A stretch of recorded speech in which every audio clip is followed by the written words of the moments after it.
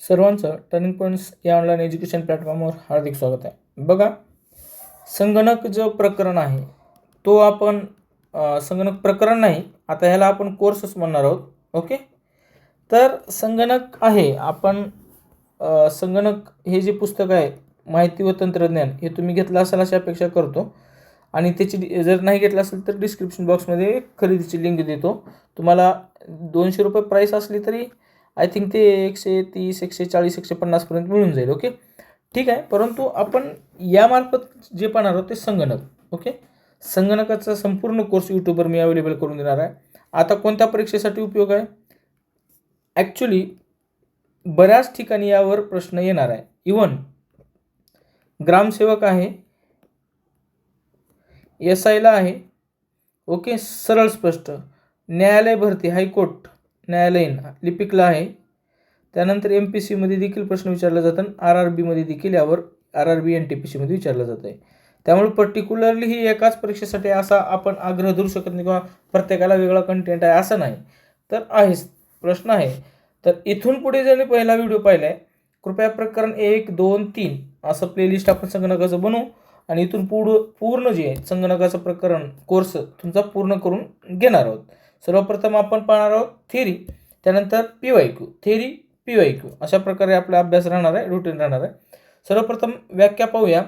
Computer किंवा संगणक हे एक इलेक्ट्रॉनिक यंत्र आहे. ओके, इलेक्ट्रॉनिक यंत्र आहे हे तुम्हाला सरळ सरळ आता ह्या अशा काही गोष्टी आहेत जे तुम्हाला सांगायची गरज नाही, जे पर्याय पाहून उत्तर निवडले जातात. ओके, आणि प्रश्न आहेत त्यावर, जे माहिती साठवते, दिलेल्या माहितीचे निष्कर्ष काढते आणि माहितीवर प्रक्रिया करते.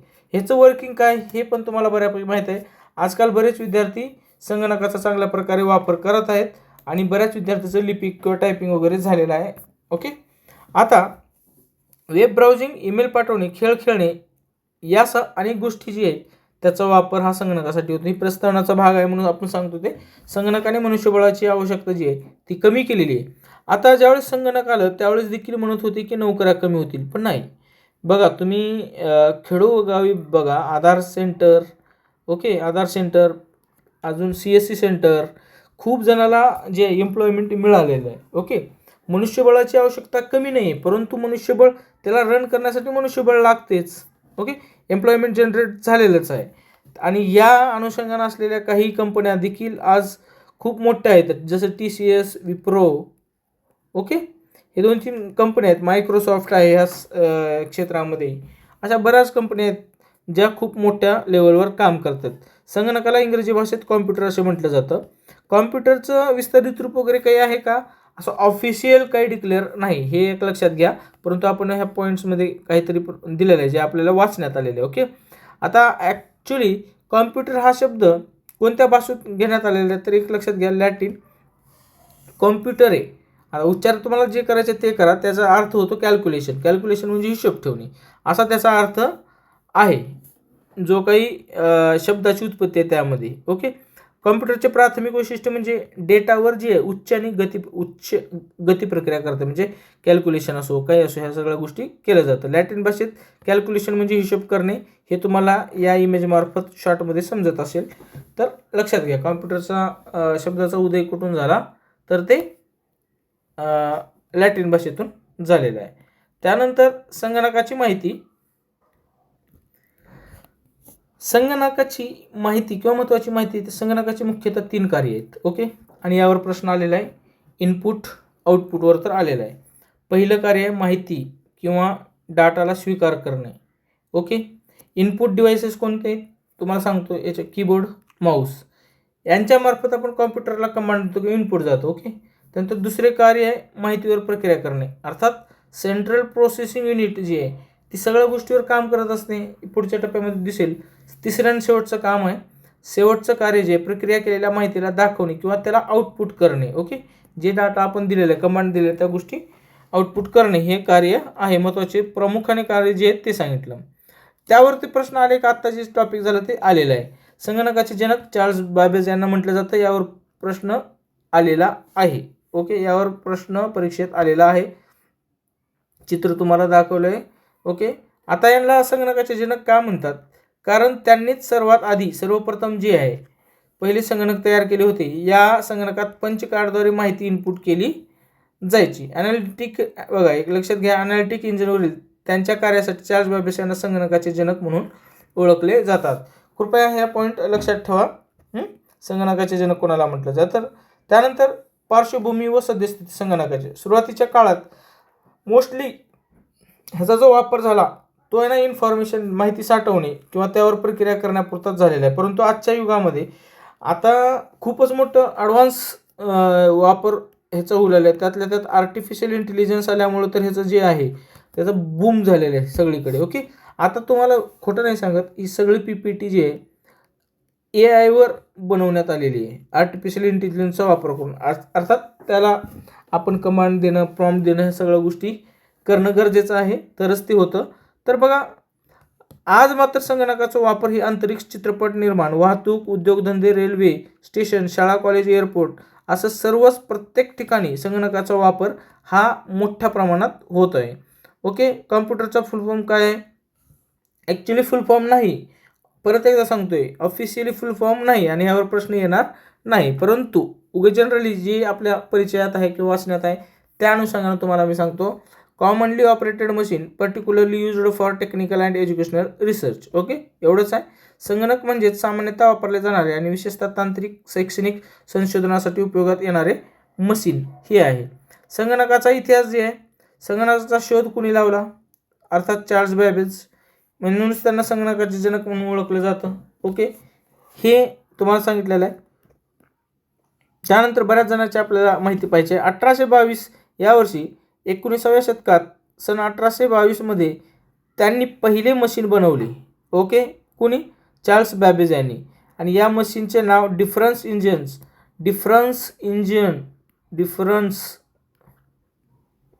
इंजिन असे ठेवण्यात आले. या मशीनमध्ये गिअर आणि हे जे आहे गिअर आणि शाफ्ट लावले होते. हे मशीन वाफेने चालायचे. ओके, त्यानंतर संगणकाचा पुढे इतिहासमधील दुसरा टप्पा बघा. 1833 साली बघा, 1833 साली मध्ये चार्ल्स बॅबेज यांनी, हेच पॉईंट डबल आले वाटतं, ठीक आहे, डिफरन्स इंजिनचे विकसित रूप तयार केले आणि या मशीनला ॲनालिटिकल इंजिन असे नाव दिले. ओके, त्याची डेव्हलपमेंट केली त्यांनी. ओके, पहिल्या 1822ला काय केले? डिफरन्स इंजिन, डी शॉर्टमध्ये लिहितो, डिफरन्स इंजिन म्हणजे 19 शतकात एक मशीन बनवलं आणि त्याला डिफरन्स इंजिन नाव दिलं. ओके, आणि ह्याच्यामध्ये काय केलं? गिअर आणि शाफ्ट यांचा म्हणजे ती जे आहे शाफ्ट लावले आणि ते मशीन जे आहे वाफेने चालत होतं. आता दुसरा टप्पा आला 1833चा. ओके, आता 1833 चार्ल्स बॅबेज यांनीच डिफरन्स इंजिनची डेव्हलपमेंट केली बऱ्यापैकी या मशीनला. परंतु या मशीनला काय म्हणलं?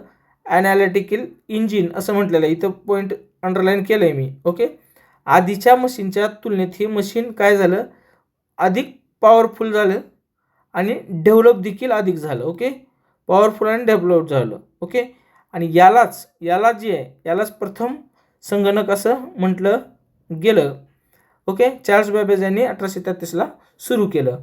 ओके, पुन्हा एकदा दोन गोष्टीकडे लक्षात ठेवायच्या आहे. एक, चार्ल्स बॅबेज यांना संगणकाचे जनक म्हटलं जातं आणि दुसरी गोष्ट लक्षात ठेवायची आहे, या शब्दाला ॲनालिटिकल इंजिन. ओके, कारण चार्ल्स बॅबेज यांनी या मशीनला काय नाव दिलं? Analytical engine. ओके, पुढे आहे पुढचा एक महत्त्वाचा पॉईंट आहे, doctor Howard encase mark 1. Okay, बघा 1944ची ही घटना आहे. डॉक्टर हॉवर्ड एन्केस सर यांनी IBM कंपनीच्या 4 इंजिनियरसोबत मिळून, ओके, कोणत्या वर्षी? 1944 साली मिळून एक विकसित संगणक केला. हे संगणक सर्वात पहिले जे आहे विजेवर चालणारे संगणक होते आणि याचे नाव जे आहे इथं दिलेलं आहे ऑटोमॅटिक सिक्वेन्स कंट्रोल कॅल्क्युलेटर असं नाव देण्यात आलं. त्यानंतर ह्या संगणकाचं वैशिष्ट्य जे तुम्हाला इथे चार्ट दिसत आहे, 6 सेकंदात 1 गुणाकार करत होतं आणि 12 सेकंदात 1 भागाकार करत होतं, हे याचं त्यावेळेस वैशिष्ट्य होतं. आजच्या तारखेला तुम्ही बघा, साधं मोबाईल आपलं कितीतरी पट हे काम करतंय. ओके, परंतु प्रत्येक गोष्टीचं इव्हॉल्युशन असते, म्हणजे उत्क्रांती होतच ह्याची प्रगती होत असते. त्यानंतर संगणकाचे फायदे व तोटे या संदर्भात आपण पाहूया. संगणक हे आज विविध क्षेत्रामध्ये विविध प्रकारच्या व्यक्तिसमूहाद्वारे आणि विविध कार्यासाठी वापरले जाणारे ही यंत्र आहे.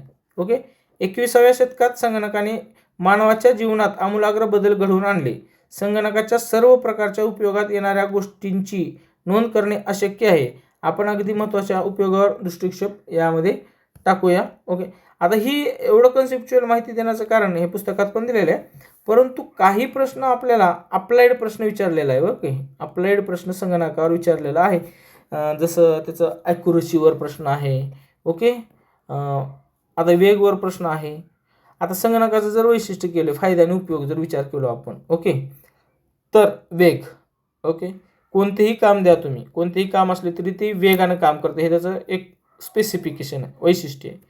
कोणतेही काम सेकंदाच्या भागात ते करू शकतो. आपल्याकडे तर नॉर्मल कॉम्प्युटर आहे, सुपर कॉम्प्युटर कसे असतील ह्याचा विचार करा, आपण साधं बघितलं देखील ते नाही. ओके, अत्यंत वेगाने करू शकतो आणि बिनचूक करू शकतो, हा त्याचा सर्वात मोठा फायदा आहे संगणकाचा. अथकपणा, माणसाला थकवा येतो, संगणकाला येतो का? जोपर्यंत सप्लाय आहे लाईटीचा तोपर्यंत ते काम करतच असतं. ओके, चार्जिंगवर डिपेंड आहे सगळं, तुम्ही कितीही काम करा काही येत नाही त्याला कंटाळा येत नाही, अथकपणा थकवा येत नाही. त्यानंतर स्वयंचलित आहे संगणकाला. कोणतेही काम, ओके, कोणतेही काम करण्यासाठी योग्य फोड करून दिल्यास योग्य सूचना आणि काम कोणाच्याही मदतीशिवाय किंवा देखरेखीशिवाय पार पाडतो.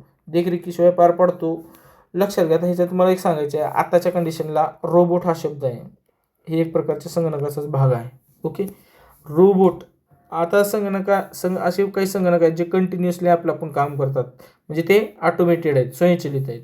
त्यानंतर ह्याचं सगळ्यात महत्त्वाचं आणखीन एक पॉईंट आहे, तार्किक व अमूर्त प्रक्रिया जी आहेत ते स्वतः करत असतं. गणिती प्रक्रियाबरोबर संगणक तार्किक व अमूर्त प्रक्रिया सुरू करू शकतो. त्यानंतर कोणत्याही शास्त्रातील अमूर्त संकल्पना सोडवण्यासाठी संगणकाचा फायदा होतो. आता हे आपण फक्त संगणकापुरतं विचार करायचं नाही, ह्या प्रत्येक शब्दाला, प्रत्येक ह्याला संगणक आणि AI आपण जोड देणं आवश्यक आहे. संगणक प्लस AI चा वापर तुम्ही ChatGPT, DeepSeek, ओके, आणखीन असे भरपूर आहेत. इव्हन आत्ताच्या कंडिशनला बरेच जे ऑनलाईन सॉफ्टवेअर आहेत त्याला AI टच देऊन त्याला मॉडिफिकेशन केलं आहे. जसं फिल्मोग्राफ एडिटिंग आहे, कॅनवा आहे. ओके, कॅनवामध्ये AI इनपुट केले, असे बरेच आहेत. इव्हन इंस्टाग्राम तुम्ही रेफर करता, त्यामध्ये इतर भाषेतील लँग्वेज असेल एकदम चांगला, तो फेमस असेल, त्या व्यक्तीचं काय AI ट्रान्सलेशन करून मराठीमध्ये, महाराष्ट्रातील व्यक्तीला मराठीमध्ये ती देता येते अवेलेबल करून. ओके, ह्या काही महत्त्वाच्या मुद्दे आहेत. आता काही पॉईंट्स मी इंग्रजीमधून घेतलेले आहे, ज्या सेंट्रल गव्हर्नमेंट परीक्षेला आले होते, ते मराठीपेक्षा इंग्रजीमध्ये चांगलं वाटलं, त्यामुळं मी हे पॉईंट्स साधारणपणे घेतलेले आहेत. Characteristics of computer system with respect to the functions it provides. Okay, वैशिष्ट्य जे आहेत ते पोर्टेबिलिटीचा अर्थ काय? मूवमेंट. जसं मी लॅपटॉप उचलून कुठे घेऊन जाऊ शकतो. Okay, portability is the ability of the system to function in different environments or location.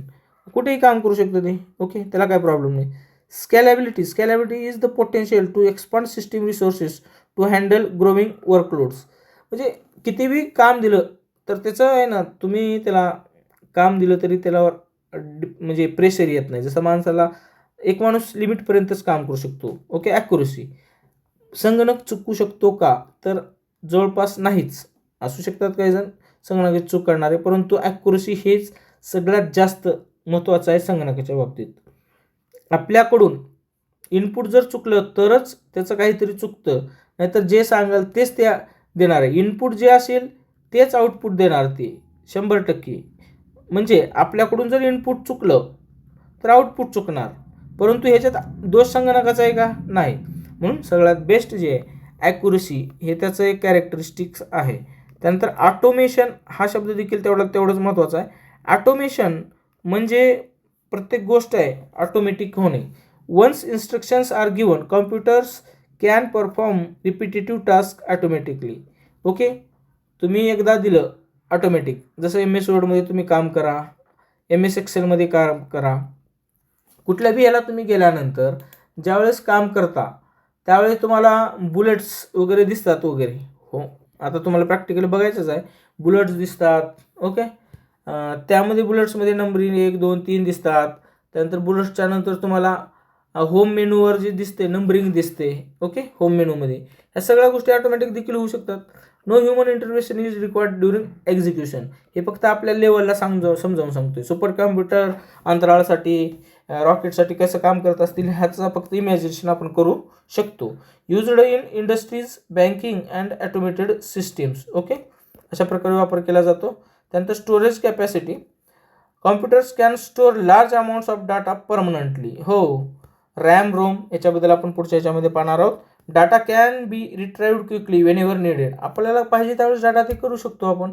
जर एकदम डिलीट नाही केलं, रिसायकल बिनमधून बी एक वेळेस डिलीट केलं तर रिसायकल बिनमध्ये ते राहतं. ओके, तिथून बी डिलीट केलं तर परमनंटली काढू शकतो. परंतु जर समजा काही मेजर केस असतील तर त्या ठिकाणी काही प्रॉब्लेम असेल तर रिकवर देखील करू शकतील. Okay, storage includes primary memory, RAM and secondary memory, अर्थात HDD, SSD यांचा समावेश हा सेकंडरी मेमरीमध्ये होत असतो. हे एक लक्षात ठेवा. त्या संदर्भातला आपले पॉईंट्स पुढच्या याच्यामध्ये घेणार आहोत. त्यानंतर रिलायबिलिटी ही देखील कॅरेक्टरिस्टिक्स आहे संगणकाचं. Computers can work for long hours without fatigue or loss of performance. किती बी काम द्या ते कामच करते आणि ॲक्युरेसी पण राहणार आहे. They provide consistent output every time. 100% जे आहे तेच देणार output. Ideal for critical applications like hospital, aviation, banking अशा ठिकाणी, म्हणजे विमानतळावरती, दवाखान्यामध्ये, बँकिंग अशा क्षेत्रामध्ये संगणकाशिवाय आता कामच होऊ शकत नाही. इम्पॉसिबल झालेलं आहे. ओके, त्यानंतर वर्सटॅलिटी म्हणजे अष्टपैलू व्यक्तिमत्व असं आपण म्हणू शकतो त्याला. Characteristics of a computer describes its ability to perform different types of task. Okay, versatility MS वर्डचं काम करतं, MS पॉवरपॉईंट करतं, MS वर्डचं काम करतं. त्यानंतर आता PPTमध्ये डिझाईन बनवायचं काम देखील त्या प्रत्येक ह्याच्यामध्ये विंडोजमध्ये दिले, को पायलट दिलेला आहे. ओके, आता बरेच असे ॲप्लिकेशन आहेत. परफेक्शनॅलिटी जे बरेच गोष्टी ते करू शकते. हा पकडा सगळं संगणकाचाच एक भाग आहे, लक्षात घ्या. आता थोडक्यात एवढं सांगायचं की संगणकाची माहिती हाताळण्याची तसेच संग्रहाची क्षमता अफाट आहे, संग्रहण करण्याची. ओके, म्हणजे स्टोरेज. म्हणून आजच्या माहिती तंत्रज्ञानाची संगणक काळाची गरज आहे. आणि तुम्हाला देखील आजच्या तारखेला जर शिकलो तर टिकलं. पण काय शिकायचे आहे? संगणक नाही, संगणकसोबत तुम्हाला शिकायचे AI. ओके, आता एवढं जर दिल्लीमध्ये काय झालं, AI समिट झालं का नाही, आता ठीक आहे, ढोलेकिया का काय कोणतं तरी युनिव्हर्सिटीमुळे जरा जास्तच ते प्रसिद्ध झालं. आपल्याला बऱ्याच फक्त परीक्षेपुरतं विचार केला असतो आपण. ठीक आहे, ते दुसरा भाग राहिला, परंतु तुम्हाला शिकणं गरजेचं आहे. नोकऱ्या बघा, आता तुम्हाला एक सांगतो ह्या निमित्तानं, सध्या सरकारी नोकरी लावून घ्या, तुम्हाला गरज आहे. ओके, जर नोकऱ्या कमी झाल्या, जागा कमी निघायला लागल्या तर तुम्हाला म्हणजे आता बोलायला नको, आहे त्या संधीचं सोनं करा, एवढंच मला सांगणं आहे. त्यानंतर कॉम्प्युटर डिराइव्ह, आता हे सगळ्या गोष्टी मी तुम्हाला सांगतो. आता आपल्याला बघायचं हे सांगितलं ॲक्युरसी. आता a computer derive its basic strength from. आता ह्याचे जर संगणकाचं जे बेसिक स्ट्रेंथ आहे ते कुठून येतं? ॲक्युरसी, स्पीड आणि मेमरी, ह्या 3 गोष्टी लक्षात ठेवायच्या त्याचं. ओके, यावर प्रश्न आलेला आहे का? हो, आलेला आहे. पुढे आहे आणखीन प्रश्न, संगणक प्रणालीची वैशिष्ट्ये. हेच दिलेलं आहे, ॲक्युरसी, अचूकता, इंटरऑपरेटेबिलिटी. ओके, इतर विविध प्रणाली किंवा उपकरणासह कंपनी संकलन करण्याची अनुमती देत असते. हे काही गोष्टी महत्त्वाच्या आहेत. त्यानंतर संगणकाचा उपयोग, हे सगळे प्रश्न आलेले आहेत. ओके, काही ठिकाणी अप्लाइड आले आहेत, त्याला आपण थेरीमध्ये कन्वर्ट करून तुम्हाला सांगतोय. गणिती किती बी फॉर्म्युला अवघड राहू द्या, ती जी फॉर्म्युला आहे एकदम आपण जर व्यवस्थित प्रकारे त्याला कमांड दिली तर त्याचं उत्तर ते देते. त्यानंतर अतिप्रचंड प्रमाणात माहिती संग्रह करून ठेवायची क्षमता त्याच्यामध्ये, स्टोरेज कॅपॅसिटी भरपूर आहे. शॉर्टमध्ये सांगतो, एवढा अवघड नाही आहे. संगणकाचा उपयोग करून आलेख, आकृत्या, प्रेझेंटेशन जे आहे ते एकदम परफेक्ट करू शकता. हे तुम्हाला ह्यामार्फत समजत असेल. कोणत्याही क्लिष्ट साह्याने काढून ते वेगवेगळ्या कोणातून कसे दिसेल या संगणकाच्या मदतीने पाहू शकता. आता जर तसं विचार केलं गेलं तर तुम्ही कधी वापरला असेल तर मला माहीत नाही, कार देखो ॲप आहे, त्यानंतर आता फ्लिपकार्ट, अमेझॉन देखील तुमच्या रूममध्ये कशा प्रकारे ते टी व्ही दिसेल ह्या सगळ्या गोष्टी तुम्हाला तिथं दाखवते. कार इंटिरियरमध्ये कसं दिसते, कार देखो ॲपवर दिसते. अशा प्रकारे बऱ्याच जे आहेत इम्प्रूव्हमेंट ते केलेलं आहे. त्यानंतर उद्योगधंदे, व्यापार, बँका, call centre, share market, hospital, शाळा महाविद्यालय, तिकीट रिझर्वेशन अशा खूप ठिकाणी त्याचा वापर होत आहे. इंजिनियरला घराची, इमारतीची तसेच पुलाची डिझाईन करायची असेल तर संगणकाच्या मदतीने तो पूर्व नकाशा बनवू शकतो. आता त्याच्याशिवाय पर्यायच नाही, हाताळण्याचा विषयच राहिला नाही. भौतिक गुंतागुंतीच्या शास्त्रात सैन्य दलाच्या तिन्ही दलात बरेचसे भिस्त आता कॉम्प्युटरवर अवलंबून आहे. जन्मकुंडली बघणे, अन्य कामासाठी संगणकाचा वापर केला जातो. आता ह्याचा बी वापर ॲस्ट्रॉलॉजी आता म्हणायला काय अडचण नाही, परंतु संगणक त्या गोष्टीला थारा देत नाही, परंतु वापर करायला लागल्यात. फक्त डेट ऑफ बर्थ ही जी ॲडव्हर्टाईज येते ही त्यांना काय माहीत असते काय माहीत नाही मला, परंतु त्यांनी देखील आता वापर करायला लागलेत. ओके. पुढे रोगाचे निदान लावण्यासाठी प्रत्यक्ष शस्त्रक्रियेत अचूकता येण्यासाठी संगणकाचा वापर केला जातो. ह्या सगळ्या कॉमन गोष्टी इथं हे चुकायचा मुद्दा येत नाही. पुन्हा एकदा सांगतो तुम्हाला. आता संगणकाचा वापर होणार शिक्षण क्षेत्रामध्ये सांगायची गरज नाही. संवाद करण्यासाठी म्हणजेच instant messaging, video call, social media platform सक्षम करून कॉम्प्युटरने मोठ्या प्रमाणात बदल घडवून आणले. ईमेल असेल, चॅट सेवा असेल, ऑनलाईन, त्यानंतर FB, फेसबुक, ओके, व्हॉट्सॲप या बऱ्याच गोष्टी आहेत. ही सोशल मीडिया म्हणजे एक प्रकार संगणकाचाच एक भाग असल्यासारखा ते. जागतिक कनेक्शन सोपे झाले. सोशल नेटवर्किंग साईट्स लोकांना जगभरातील आणि कुटुंबाशी जोडण्यास सक्षम करत आहे. ओके. त्यानंतर आहे मनोरंजन क्षेत्रामध्ये देखील संगणकाचा वापर केला जातो, म्हणजे स्पेशल इफेक्ट देण्यासाठी. ह्याला AI व्हिडिओ बघून खोट्या अफवा देखील पसरवल्या जात आहेत. हे पण लक्षात घ्या. कोणत्या खऱ्या आहेत कोणत्या खोट्या आहेत हे तुम्हाला समजलं पाहिजे. ह्या बऱ्याच गोष्टी सांगितल्या. व्यवसायामध्ये बिझनेससाठी वापर होतो. विज्ञान आणि संशोधनामध्ये संगणकाचा वापर होतो. ही सगळ्या गोष्टी तुम्ही पॉज करून वाचू शकता, परंतु तुम्हाला गरज आहे असं मला वाटत नाही. परंतु काही ठिकाणी जर असेल तर त्याला मी अंडरलाईन करेल. आता बघा या ठिकाणी enterprises resourcing planning system ERP, okay, ERP, customer relationship management CRM आणि सप्लाय चेन मॅनेजमेंट टूल्सना व्यवसाय प्रक्रिया सुव्यवस्थित केली आहे. आणि कमीत कमी लोकेशन, प्लॅटफॉर्म आणि प्रोजेक्ट मॅनेजमेंट आणि म्हणजे ह्याचं जे संयुगाची सोय उत्तम केली आहे. म्हणजे बघा बिझनेसमध्ये कस्टमरचा डाटा स्टोरेज करून आपल्याला कॉल येतात. ओके. ही एक आहे. हे थोडं निगेटिव्ह पॉईंट बी आहे, परंतु तुम्हाला कस्टमरपर्यंत रीच करायचं असेल तर तुम्हाला आजच्या घडीला संगणक एकदम पर्याय आहे. मॉलमध्ये गेल्यानंतर कुठल्याही शॉपिंग मॉलमध्ये किंवा कुठेही जा तुम्ही किराणा घ्यायला, आता मॉल असेल तर तुमचा मोबाईल नंबर सेव्ह केला जातो आहे. मोबाईल नंबर सांगा म्हणतात.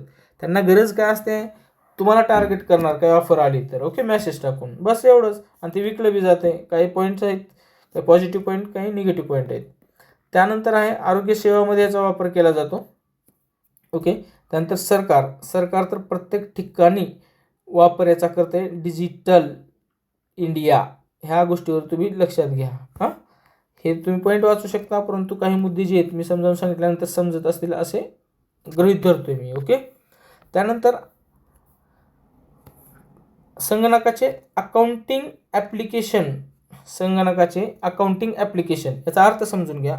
अकाउंटिंग ॲप्लिकेशन म्हणजे असे सॉफ्टवेअर जे आर्थिक व्यवहारांची नोंद, विश्लेषण, अहवाल तयार करण्याचे काम संगणकाद्वारे स्वयंचलितपणे ऑटोमॅटिक करते. संगणकावर चालणारे असे सॉफ्टवेअर जे व्यवसायातील आर्थिक व्यवहार म्हणजेच काय, सेल असो, परचेस असो, कॅश असो, बँक इन्व्हेंटरी असो नोंदवते आणि त्याचे अहवाल रिपोर्ट्स तयार करत असते ऑटोमॅटिक.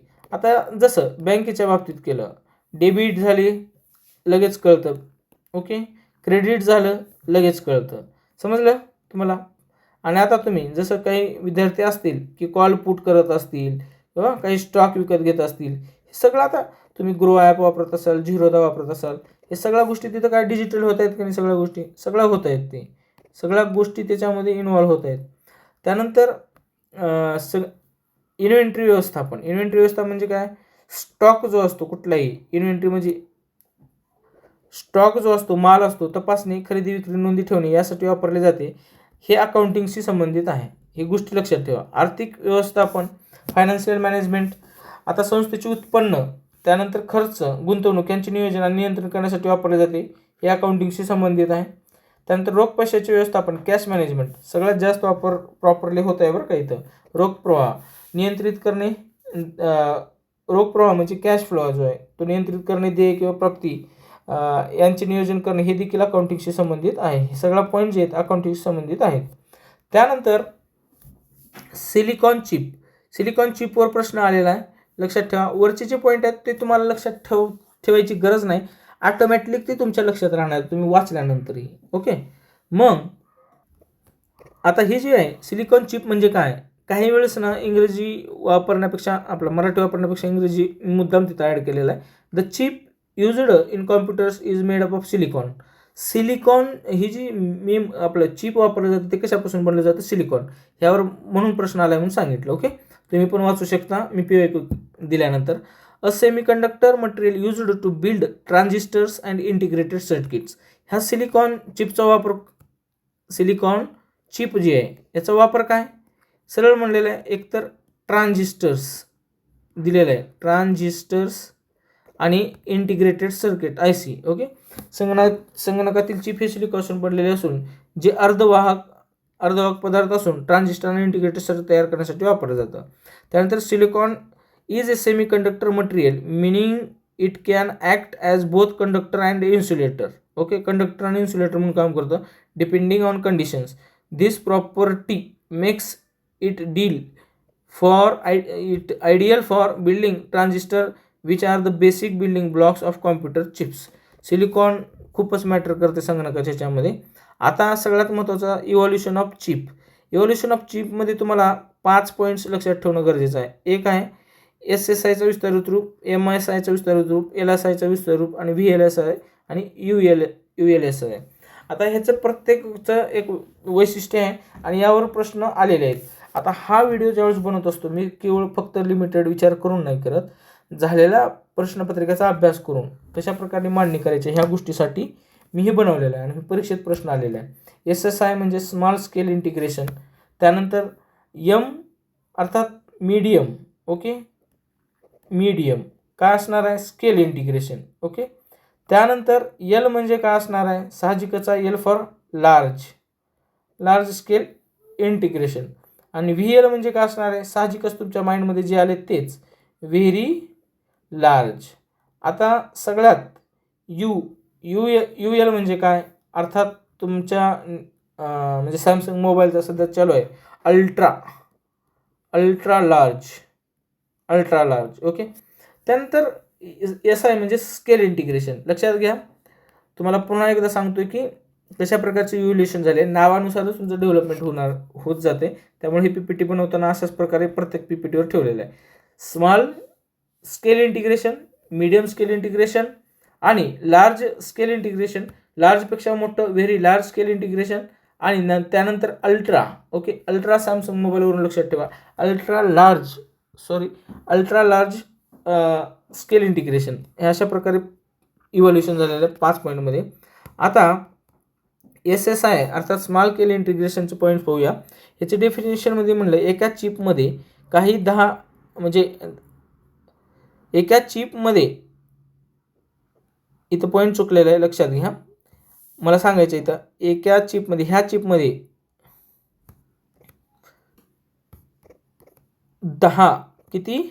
10 ट्रान्झिस्टर किंवा लॉजिस्टिक गेट्स बसवण्याचे तंत्रज्ञान.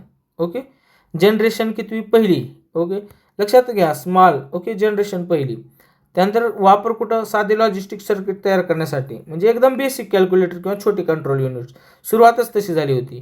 महत्त्व काय, संगणकाची सुरुवातीची रचना सुलभ झाली आणि इलेक्ट्रॉनिक उपकरणे आकाराने मोठी पण कार्यक्षमतेत मर्यादित होती. पुढील MSI तंत्रज्ञानासाठी पायाभरणी याची झाली. त्यानंतर MSI मीडियम स्केल इंटिग्रेशन, मध्यम प्रमाणात एकत्रीकरण. MSI मीडियम स्केल इंटिग्रेशन, एका चिपमध्ये शेकडो ट्रान्झिस्टर बसवण्याचे तंत्रज्ञान, जनरेशन. हे तंत्रज्ञान दुसऱ्या पिढीतील संगणकामध्ये वापरले गेले. ओके, सेकंड जनरेशनला. आता ह्याचा वापर काय, लॉजिक सर्किट्स तयार करण्यासाठी आणि कॅल्क्युलेटर व साधे इलेक्ट्रॉनिक उपकरणासाठी वापरलं गेलं. ओके, त्यानंतर इम्पॉर्टन्स काय झालं, संगणकाची कार्यक्षमता वाढली, अर्थात स्मॉलपासून मीडियम गेल्यावर वाढणारच. आकाराने लहान पण अधिक सक्षम उपकरणे तयार झाली. पुढील LSI आणि VLSI तंत्रज्ञानासाठी पायाभरणी झाली. त्यानंतर large scale integration, L small झालं, एल झालं आता एम झालं आता एल म्हणजे लार्ज स्केल इंटिग्रेशन. एका चिपमध्ये हजारो ट्रान्झिस्टर बसवण्याचे तंत्रज्ञान. हे तंत्रज्ञान तिसऱ्या पिढीतील संगणकामध्ये वापरले गेले. मेमरी चिप्स तयार करण्यासाठी सुरुवातीचे मायक्रो प्रोसेसर विकसित करण्यासाठी वापरलं गेलं. याचं महत्त्व काय? संगणकाची गती आणि क्षमता वाढली, आकाराने लहान पण कार्यक्षम उपकरणे तयार झाली. आधुनिक संगणक विकासाची पायाभरणी इथूनच झाली. त्यानंतर आता पुढचं आहे व्हेरी लार्ज स्केल इंटिग्रेशन. एका चिपमध्ये लाखो ट्रान्झिस्टर बसवण्याचे तंत्रज्ञान आले. आता हजारो होतं, लाखो आले. हे तंत्रज्ञान 4थ्या पिढीतलं आहे. मायक्रो प्रोसेसर, मेमरी चिप्स आणि आधुनिक संगणक उपकरणे तयार करण्यासाठी, संगणकाची गती, क्षमता आणि कार्यक्षमता वाढवण्यासाठी. लहान आकारात जास्त कार्यक्षमता, कमी खर्चात जास्त प्रोसेसिंग पॉवर, आधुनिक संगणक, मोबाईल्स, इलेक्ट्रॉनिक उपकरणांची पायाभरणी. हे महत्त्व जे आहे ते व्हेरी लार्ज स्केल इंटिग्रेशनचं आहे. म्हणजे जे सिलिकॉन चिप्स आहेत त्याच्या इव्हॉल्युशनमधली जी 4थी पिढी आहे त्याचं महत्त्व सांगतोय. आणि आता जो शेवटचा आहे म्हणजे अल्ट्रा लार्ज, त्याचं महत्त्व आहे जे आजचा आपल्या पीपीटीचं शेवटचा पॉईंट आहे. एकतर एका चिपमध्ये दशलक्षाहून अधिक ट्रान्झिस्टर बसले. ट्रान्झिस्टर्स. आणि हे तंत्रज्ञान 5व्या पिढीतील संगणकामध्ये वापरले जाते. वापर मायक्रो प्रोसेसर, मेमरी चिप्स, आधुनिक संगणक उपकरणे, संगणकाची गती, क्षमता आणि कार्यक्षमता वाढवण्यासाठी वापर झाला. महत्त्व काय? लहान आकारात जास्त कार्यक्षमता, कमी खर्चात जास्त प्रोसेसिंग पॉवर, आधुनिक संगणक, मोबाईल्स आणि इलेक्ट्रॉनिक उपकरणाची पायाभरणी इथूनच झालेली आहे. एवढे तुम्हाला बघा, आजचा ही प्रकरण पहिलं आहे. प्रकरण पहिल्यातूनच तुम्हाला मी सगळं काही गोष्टी जे आहेत ते क्लिअर कट केलेले आहेत. क्लिअर म्हणजे सांगण्याचा प्रयत्न केलेला आहे. काही शंका असतील बघा तर हा संपर्क क्रमांक आहे. चुकला असेल तर तुम्ही यावर व्हॉट्सअप करू शकता. ओके. हे संगणक जिथं जिथं असेल तिथं तुम्ही एकदा समजून घ्या, वाचून घ्या. त्यानंतर बऱ्याच गोष्टी क्लिअर होतील. ओके. SI पण आहे. आरोग्य विभागामध्ये पण 1-2 प्रश्न आहेत. हायकोर्टाला आहे, जिथं सरळ स्पष्ट आहे. अंगणवाडीला पण आहे, सर्वांना आहे. त्यामुळं कॉमन हा आपला अभ्यासक्रम आहे आणि हे पूर्ण आपण कव्हर करणार आहोत. व्हिडिओला तर नक्की शेअर करा, सबस्क्राईब करायला विसरू नका. Thanks for watching this video.